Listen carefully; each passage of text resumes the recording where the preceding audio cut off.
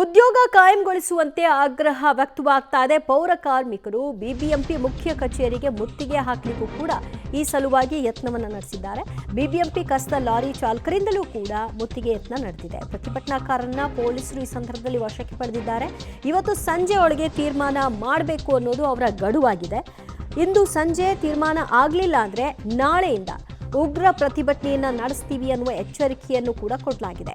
ನಾಳೆ ನಗರದಲ್ಲಿ ಒಟ್ಟು 5,300 ಗಾಡಿ 700 ಲಾರಿಗಳು ನಿಲ್ಲಿಸುವಂತಹ ತೀರ್ಮಾನಕ್ಕೆ ಬಂದಿದ್ದಾರೆ.